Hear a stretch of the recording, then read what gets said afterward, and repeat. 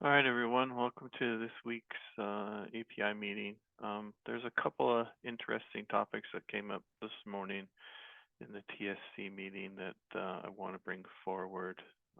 So um, I'll put up the agenda first that I put together based upon that discussion earlier. So there's a couple things that came up. One, this was going to be an open agenda, so it was going to be any topic that we wanted to discuss, but I wanted to discuss these first. The first thing was we were going through the view of how we need to really focus in and kind of do a build up for basic networking. And for the past um, I guess a year, a little over than that, we've been really putting together things based upon use cases. Um, from a use case perspective, we've been looking at a lot of high level stuff, but we really haven't gone into the low levels and started thinking about how does the DPU, XPU, whatever we're going to refer to this as, work as a basic networking device. So looking at it from the foundational capabilities that we were discussing over the past couple of weeks is where it becomes more important. So it's really looking at it from what are those basic foundational underlay configurations that we need to put together. How does this work when you're looking at configuring the interfaces from a host? How does this look when you're looking at configuring the interface from the XPU itself, looking at it from the ARM core perspective? And then how can we make those two things um, look similar or identical over time? And then what differences will there be between the two? So we want to start looking at this as a common approach for how to configure the network. So if we take a step back and start thinking through that, we want to look at it from how, initially when you first put a DPU, IPU in a platform, um, it's going to have a couple of one or two physical interfaces. That's the way most of the hardware platforms are today. From the physical interfaces, those are fixed. It's not something you can create or delete, but you do want to be able to configure parameters on them, such as MTU size or queue depth or things like that. So those are some of the parameters that we want to look at in terms of how to configure things. Another thing that you want to start building on from that is how do you create virtual interfaces? So is that the mechanism by which you go in and say, I'm going to add two or three interfaces that they're going to connect up to either, say, a container or some sort of function that's riding inside of the ARM core, or is it going to connect across the PCI bus up to something that's running in the host, say a container or a VM, and how all that fits together. And we would have to initially set up, the hardware level things that would be done in BIOS by provisioning, which would be, how do you set up the number of SRIOVs or SIOVs that are going to be available on a particular card. So you got your hardware configuration, which would be part of provisioning, and then you've got the more detailed configuration where you're going to add virtual interfaces that would connect to containers, VMs, which could reside, again, like I said, either in the ARM cores or they could reside up in the host CPU. So these are the kinds of things that we need to take a look at. I don't know if anybody has considered what's there, but one of the key aspects is to try to figure out what common behaviors are needed for basic networking? You know, can we come up with a list of, and this is independent of the XPUs that are out there, can we come up with a list of what the common behaviors that are needed are? And that's just, you know, for the basic setup, basic configuration. And then later we can build further on that. We'll take it, you know, and start building up from the basic level, build up and say, okay, let's put the layer 2 functionality on top of it. Let's start looking at how we attach VLANs. Let's start looking at how we set up different protocols, LLDP, STP, etc., and then move up from there into, you know, what does routing look like? How do we set up VTEPs? How do we set up VRFs? How do we set up VXLANs, etc.? Let's just build our way up through this, and then we can leverage some of the things that have already been done in use cases. So this was the discussion that I think started more in the TSC this morning. And I've just been thinking about it over the past hour and trying to expand my thoughts around that. Any feedback from the group here around looking at it from that perspective now? Sounds good. Sounds good, Mark. Good approach. You know, in some ways it's making me think of, we think of this basic connectivity is more in the SmartNIC realm. You know, most of the DPU, IPUs effectively function as a SmartNIC. They do more, but just how do you enable the SmartNIC capability on the DPU and the host? And I think there are some, even just to do basic, there's some important questions that have to be, you know, addressed. Like on the host side, how are those devices exposed to the host, right? They can be exposed in different ways, like VirtIO net, or they're you know, just as straight physical functions, etc. So I think there's some good questions there. Right. Coming up with that list. And I know Donald and Miriam were the ones, they made this presentation in the TSC.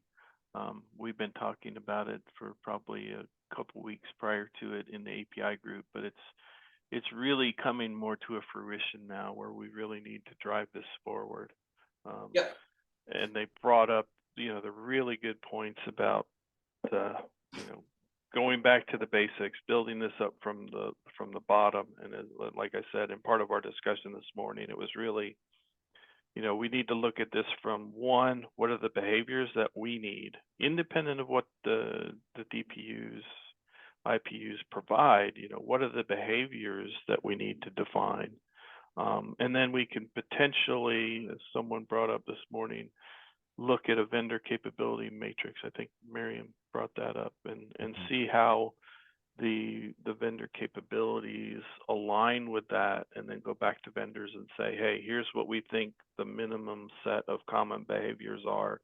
Here's what we don't see that you have. How can you get that added into your particular device? Yeah, I mean, effectively, I can see a cluster of, you know, if we call it a cluster of these OPI servers, and it's a heterogeneous mix of DPU, IPUs, but they should all be able to talk to each other with basic networking, right? And so that's where you might have to go to the vendors to say, we're looking for basic functionality. Now, when we move into additional encapsulations, VXLAN, IPsec, then it'll get more interesting for sure. Yes. Yeah. On the interop side, right? Because everything's different. So do we have a view of what we need right around? Let's look at it from the perspective of basic networking. So for example, within basic networking, we already know from the lowest level, you're going to have SRIOV. Maybe, what about if do you care about bare metal as well, where without SIOV, I think that could be considered as well, right? So the SRIOV may be more in the realm of virtual machines and such. So from a bare metal perspective, how would we put in multiple VFs or multiple interfaces? So you would have multiple physical functions exposed on the host side, PFs, right? Right. And so you would have at least a few of those, and some vendors support more than a few, right? And then you could do bare metal. And I think with VirtIO.net, you can run that on bare metal also without SRIOV. So anyways, Okay. I'm just saying, do we want to consider bare metal? Probably, Yep. And Okay. Mark, this is Paul, real quick. One of the things I was thinking about since the TSC meeting was almost the first decision you have to make is, I think, when we're talking about networking is, are we trying to provide networking to the ARM cores? Are we trying to provide networking to the host, or are we trying to provide networking to both at the same time? Well, And yeah, and that was what that's where I got into the case of we have to try to look at this from the ARM core is a complex that could do compute. The Yep. host is a complex that can do compute. And if we try to look at it from the perspective of, regardless of where we're doing the compute, what are the basic functionalities that are needed, how you map them in and where you map them to can be somewhat independent because of the way things are set up.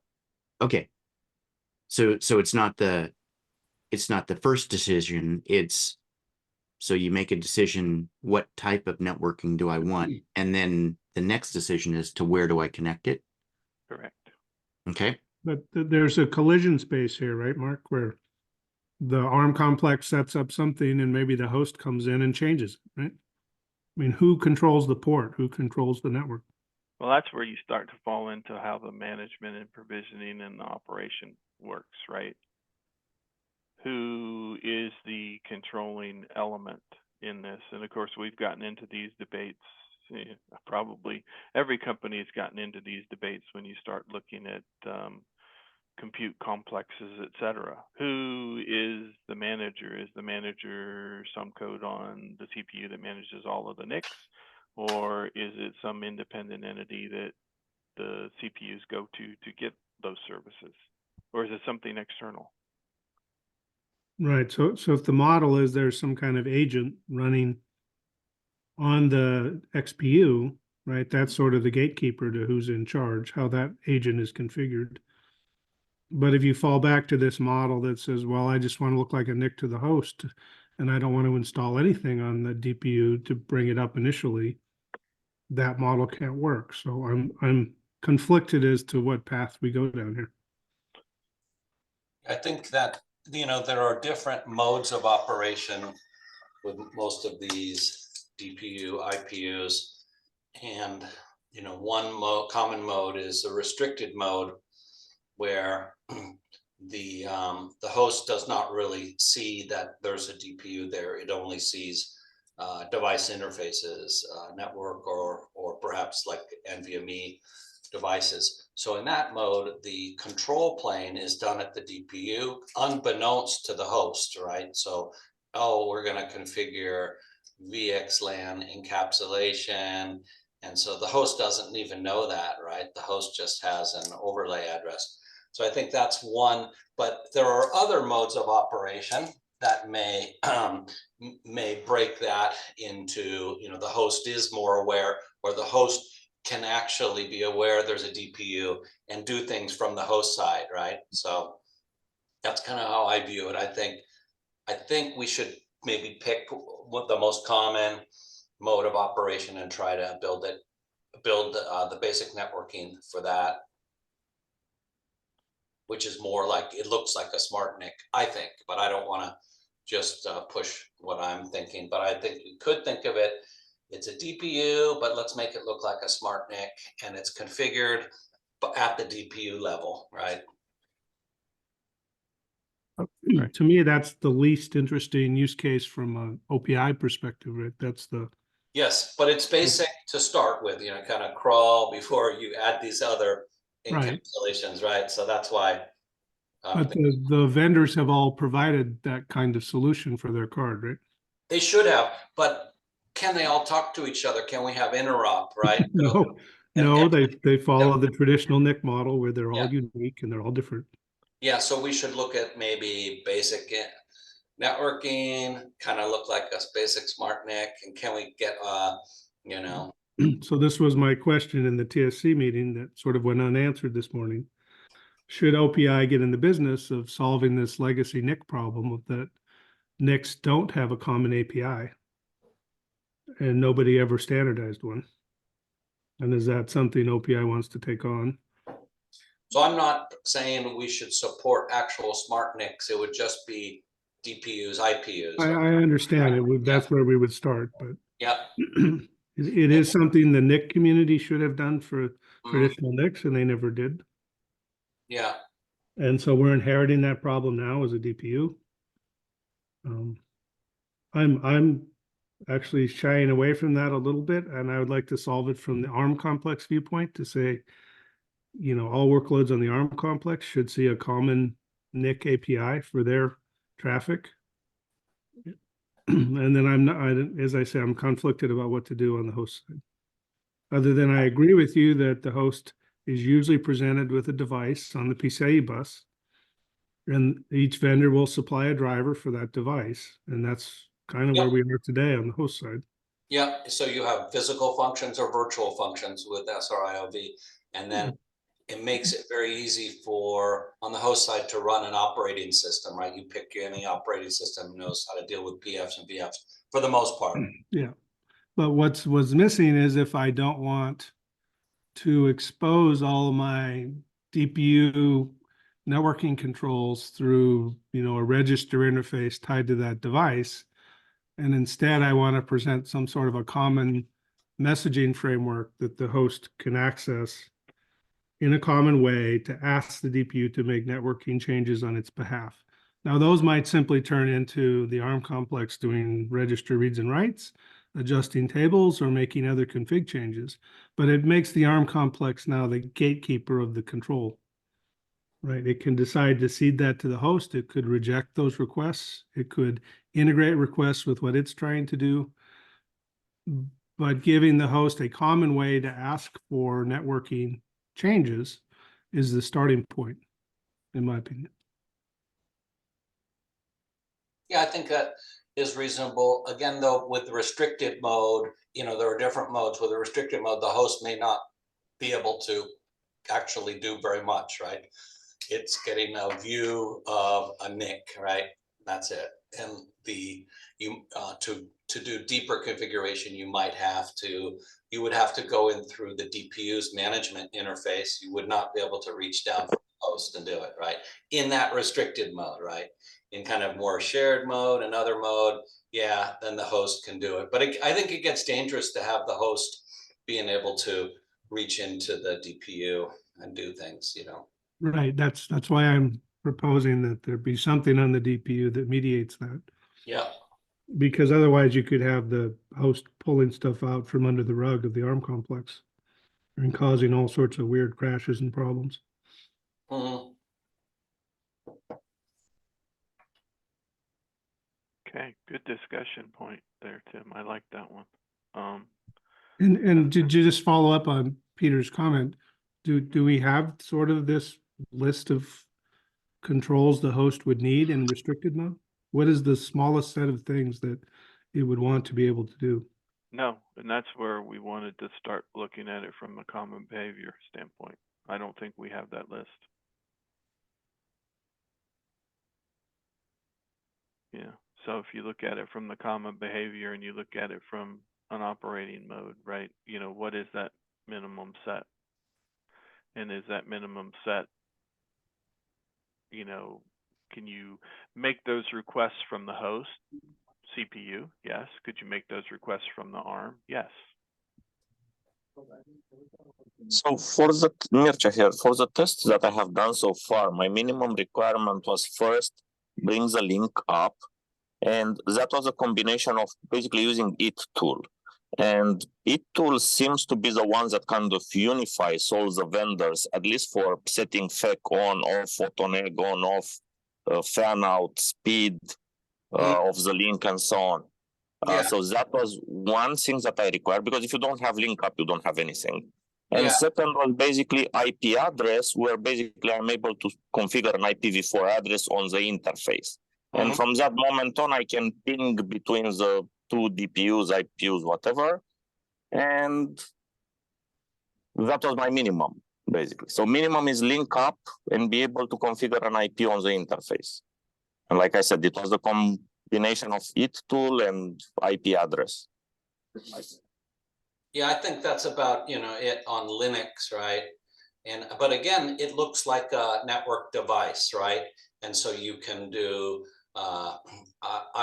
ifconfig, you can do IP tools, you can set, you can see the link state, you could set the MTU, you could, the driver stack will scrape basic statistics, ingress, egress, errors. So it just looks like a network interface, right? It looks just like a NIC, right? And you can assign it an address and you can have all the fun you want with it, right? But Yeah, for the ARM course, correct. yeah, it's a network interface on the host side, right? Is what I'm talking about, right? No. On the ARM course side. Yeah, And I think the ARM core is also a computer system that has the interfaces, and you can do the same kinds of things as well, right? yes, this one, yeah. So, but I'm talking from the ARM core perspective, and then because based on different vendors, and you can configure the DPU to present those physical interfaces differently to the host operating system, That is and correct. that's a different story. But Yeah. at least for the ARM cores, which have direct access to the NICs, yeah. Yep, that's good. So I think it is kind of good. As we're talking here, we have this distinction: host side and DPU side, right? And sometimes One the question, discussions are mixed. one question for Mircea. So if you are configuring the interfaces from the ARM complex, how do you expose those interfaces to the host? What tool do you use for that? There are different ways depending on the DPU vendor, right? That is Okay. correct, yeah, depending What- on the vendor. So an example would be what? Open OVS with scalable functions. Yeah, OVS is an example. Yeah, that's an example. So then you're creating bridges in OVS to bridge the DPU's physical to the host's representation, right? So you have a representation on the ARM side to say, I want this to map to effectively a physical function, right? So you can build those bridges up. And that gets in deeper into, okay, then we're talking OVS or OVSDB as the mechanism to build this up, but not all vendors do that. Maybe you're using, maybe you have to put a P4 pipeline together for another vendor, right? So there's different ways of attacking that. And that's probably going to be DPU vendor specific. Yeah, and usually configuring any layer one on the host interfaces is not going to bring your link up into the DPU. I mean, if you are in the DPU mode, not just pass through SmartNIC mode. Usually you want to set everything from the ARM cores in the DPU. Yeah. And then, of course, you can do things commonly, right? These DPUs, the network interfaces are quite fast, 200 gig, for example. So you might fan that out and project multiple network interfaces on the host, right? That are sharing that one 200 gig, and you can carve it up and you can have quality of service, and you can break it up into 20 10 gig links to the host, right? So those are kinds of things, advanced things beyond basic operation. You can do the reverse. You can lag both of them and present it as one big fat pipe. That's right. So yeah, to the host, it's a whole different story what you do over PCIe. Yep. Yeah, but if we look at this from common behavior, so I'm gonna I'm gonna ask the question that at least was obvious to me. So if I set up my Ethernet links, after that, do I want to expose those links to the host, or do I want to set up the IP address to the ARM, or do I want to set up the IP address, let the host set up the IP address to that exposed link, or is it independent of where I'm placing Yeah, it? I would Is think that use case based? I would think they're independent, Mark. Yep, that's why I went down that path. You And- could, and- like with VXLAN, then the DPU would have its own IP addresses for the underlay, right? So underlay network. And then the host would have its overlay addresses, right, defined up there. Now, That's a different model though, because those overlays aren't really active out on the external network, right? They're buried in the tunnels. So yes, that's right. But in that case, the host is hiding behind the DPU.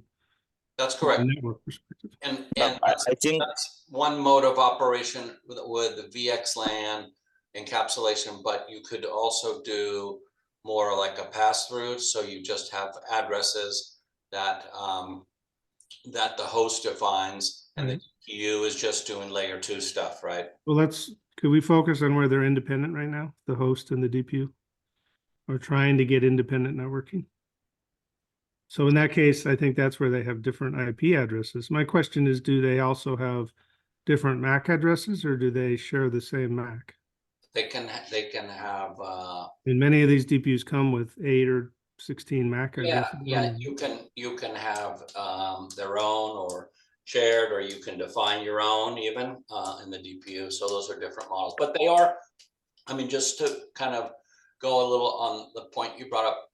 So the network interfaces are different. The DPU has its own interfaces, and the host, they are always different, right? And the DPU is in the data path. Maybe it's not going through the ARM cores. It could just be going through like a virtual switch in silicon, but they're always separate interfaces, right?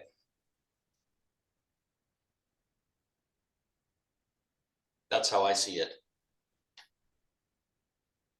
I mean, normally in the models that I have seen, you have like your virtual functions at the host, and then you have like some representative interface on the ARM cores, right? Or some sort of representative interface, and then Exactly. yeah, so they come in pairs, I think, and the reason that you have that is because you use the ARM cores as your slow path and your single source of truth, let's say, in order to configure your pipeline underneath, either if that is P4 pipeline or if you use RT flow through OVS DPDK, really. So I think the common API that we need to come to find, like the basic one, is like having an application that runs probably in ARM cores that exposes a layer 2, layer 3 API, and underneath the application can have like a module for each vendor and can actually configure OVS in one case, or some P4 driver that configures the P4 pipeline when we're talking about P4 type of IPUs, DPUs. This is the way I see it, really.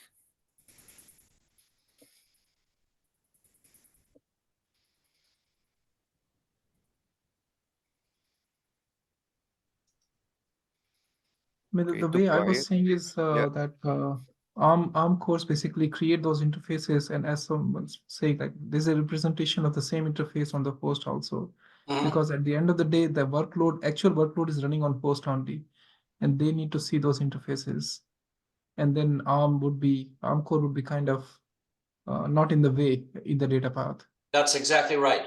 So the ARM cores are not, they're just used for provisioning, setting it up. And once the data, this is the data plane, once it flows, you definitely would not want any of the ARM cores involved with each flow, right? You would never be able to achieve good throughput. That's how it works today on most of these vendors. But there is this notion on the DPU side, we have a representer, right? That is the DPU's view of what the host will consume, right, through a VF or a PF. So there's the DPU has its own physical interface, and then it has a representer, and you're trying to build a bridge or a pipeline from the DPU physical to the representer. So that's what we're doing, and there's different ways of doing that. Does that sound reasonable? Yeah, so Yes. when you say representer, what do you mean, Peter? I'm confused. By that. So it's a terminology. So the host has a device, right? A network device, right? And the DPU has a representer of that, right? It doesn't have that actual device, but it has a representer. That's effectively the mapping, right? How does the DPU map the network device that it sees to the host side, right? So it does that through this representer. I mean, to give an example, if let's say the physical DPU card has got two ports, two 200 gig ports. So those two ports are visible to DPU, but then the DPU can create VFs and expose maybe hundreds of VFs on the host, and host only sees those VFs. It does not see those physical 200 gig ports. That's correct. Yeah. Yeah, that's correct. I mean, one example could be that you have two virtual functions in the host, and those two virtual functions, each of those two are attached to a network namespace, for instance. And if you want those two network namespaces to talk to each other in layer 2, then you have like representative interfaces down on the ARM cores that they're attached to an OVS bridge, for instance. And the traffic, actually, if we're talking about slow path, the traffic will actually go from virtual functions to those representative interfaces, then to the bridge, then to the other representative interface, which actually it will be flows down on the pipeline that happens. Because when you create that OVS bridge with those representative interface, it offloads something to the pipeline, right? So the traffic that will go from the one VF will match on the layer 2 flows that have been offloaded by the OVS down on the pipeline, and then it will forward that traffic to the other VF because has found those layer 2 flows on the pipeline. This is how it works. So those representative interfaces helped OVS to understand what kind of flows needs to offload to the pipeline so the traffic can actually flow to the fast path. Yeah, but now you've dropped it. You went up in complexity several clicks here, right? So imagine I just want to say VLAN X traffic goes to the arms, VLAN Y traffic cuts through the host. How do I configure that? We got two VLANs, and the VLANs are deciding which traffic goes where. I don't know if you would do it like that. I mean, you would, you have a interface, right? And you bring up the interface on the DPU, right? So let's just say, let's bring up the interface, do a link up on it. Let's assign it an address on the DPU. Now the DPU's interface is up. The host sees nothing, right? The host does not have a NIC at that point. The DPU does. So now the next thing that has to happen from provisioning would be, if we're dealing with OVS, then we would create a bridge, and we would say create a bridge, taking that network interface on the DPU, bridge that to a representer. And now once we create the representer, now the host has an interface, right? Now you could also write code. I think, Mark, you were referring to early, one of the goals, you could not expose that representer to the host. You could just keep that and run something on your ARM cores, right? You could host your application there, right? So the DPU is doing stuff on the network unbeknownst to the host. Now, that would all be without any VLANs or anything. Now we could add VLANs or VXLAN, but I think that's kind of next steps. Yeah, and when you talk about running the application on the ARM, that's probably a more complex use case. But we look at that one in terms of. Yep. I know Tim's aware of that. This one, if you wanted to run a firewall, let's say. Yep. To handle the traffic interception at a point, make sure it's valid before you send it up to the host. Yep. Flow. Yep. Then you'd put that there. Yeah, or maybe you're writing a telemetry agent or something, right? Right. Here's a use case, right? Imagine I'm running a NAT proxy on my DPU. So traffic that's in the inside network is not NATed. That traffic I want to go straight to the host. Those are 10 dot addresses. Those are fine. The NAT traffic, I need to actually hit the DPU first so I can do the NAT transformation and then re-inject that to the host, right? Now that it's in the 10 dot space. Right. And so one way to manage those is VLANs, right? I can use VLAN for my internet traffic and I can use a different VLAN for my internal traffic. Yeah, But It's- isn't And this I up to cannot, and your I cannot use IP, right? Because I cannot expose those 10 dot IP addresses to the internet. yeah. I think so, but I think what's tough is I think it's hard to be overly prescriptive to say, oh, here is the topology we want to support, right? Because the real world topologies Right, right. vary. It might be VLAN, might be VXLAN, might be not, might be this, might be that. So, we don't want to make it too prescriptive. Right. So what I'm saying is I want, or can we define mechanisms that allow us to define the routing of traffic, be it to the ARM complex or the host, based Yes. on the tools at hand, which could be a link. There's multiple links. You could actually map one link to the host, one link to the ARM complex. Yeah, So I think there's a physical port, Yep. there's VLAN, there's MAC address, and there's IP address. Yeah, I think you can. And so will be a use case if we want to, how do we address running things on the ARM core, not just the host? So then you're saying, hey, this might be an interesting use case to say, how would we have a recipe? I mean, to me, if I'm not running something on the ARM core, then I'm just running a SmartNIC. And to me, that's not interesting. That's not what OPI is about. That's right. But we have, different use cases, right? The basic one may not do things on using the ARM core, but it may utilize accelerators and offload engines, right? Yep, So you those can still are do that. those are the traditional SmartNIC use case. Yep. And then using the ARM as a control plane, that's also a traditional SmartNIC. Most SmartNICs have some sort of a processor element for control plane. Yep. So Mark, on the TSC, so interesting, you guys were talking about networking. Is there an analogous basic storage, as well? Would that be something to think about in the beyond? So I think the answer to that is yes. Now, storage did not come up because there is, for the most part, a fairly well-defined storage API. However, when you look at the precondition things around the storage, right now, we go in and we start setting up the different storage elements, the front end, the back end, etc.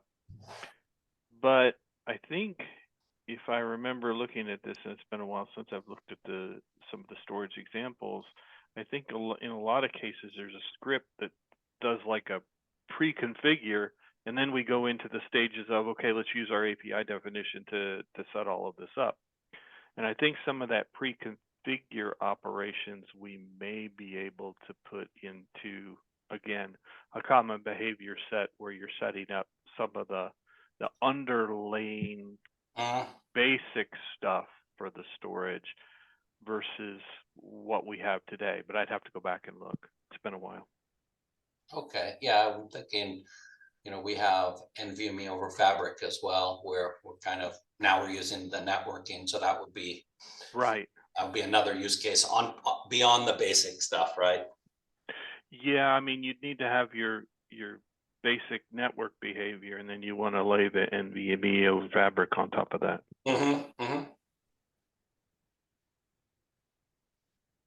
So this is why we took, we want to circle back, and what Miriam and Donald presented this morning in the TSC and brought forward basically says, hey, even from a TSC level, we realize we have to circle back. We've got to go take a look at this from a basic standpoint and then build our way up, because right now we've just been looking at use cases in a very high level, and there's been a lot of the underlying setup stuff that's kind of been scripted, right? So let's take all that scripting and make, here's what the API looks like instead of the scripts that we have.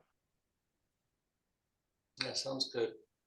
I think, some of the DPU vendors today, we can do basic mode very quickly in a homogeneous sense, right? So vendor A, I can do this, but it'll be interesting to try to mix multiple vendors, but it should be achievable, unless we're seeing some real disconnects. Right. Okay. I wanted to bring these topics forward, get people thinking about what we believe these common behaviors need to be. And then we can start capturing this out into the site, start flushing it out, getting those details in place, and then hopefully we can then take that back to the vendors and say, hey, this is what we see the common behaviors are, and see if we can map it to what the vendors provide. And then from that point, if there's something missing, we can use that as saying, hey, to be OPI compliant, you need to have these basic type of capabilities, and how would you do that, or can you add that in, etc. All right. So with that, we've got about 14 minutes left. Is there anything else we want to discuss, or you guys want to go off and think about other common behaviors that we need to put in? I put the core ones that Mersha indicated that he was using. If there's others that folks see, please feel free to provide them, and we'll get things updated and start putting together that list. I have two things. One is with storage, networking, security, and so on. This part where we configure layer 1 IP interfaces should be common. We shouldn't have networking APIs that sets an interface, and then if you want to do NVMe over TCP and you need an IP interface, you have a different API to configure that IP. Same for layer 1. And then all this, in a way, maybe even at API level, have been solved somehow. I mean, if we look at, I don't know, Cisco, Juniper, Arista, all these guys that make switches that have interfaces, they have APIs that configure stuff, and there is even open config for interfaces with network instances and VLAN. So I don't know how much we can borrow from the learnings and pain others went through, so we don't have to start from zero. Right, and that's the goal. Our goal is, as as we stated way back in the early part, is we want to leverage whatever we can from the existing standards and mechanisms that are out there. OpenConfig was one that was out there. I know that there's been work done with OVS and OVSDB. And then, of course, you've got what Cisco's done, Juniper's done. I think there's been some work in the IEEE. Well, I shouldn't say IEEE, with the IETF is probably the better place to say. There's been some work done there. So there's a lot of things that we can take a look at and try to see, can we come up with something that leverages those things or utilizes at least parts of it? Because if you really go look at, say, OpenConfig in the interface definition, it gets pretty convoluted and extended for a lot of different pieces, and there's probably parts of that that we don't need to include, and there's parts of it that we absolutely want to have. Just my 2 cents on that one.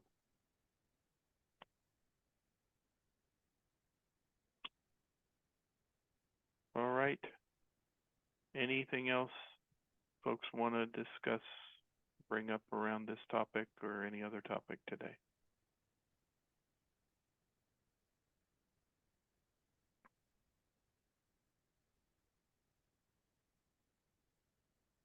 Okay, well, I will give everyone back roughly about 10 minutes. I'll get these, at least the thoughts here, posted out into the wiki site, and we can move forward from there in terms of trying to get this defined. Okay, thanks, Mark. All right. Thanks, everyone. Have a good day.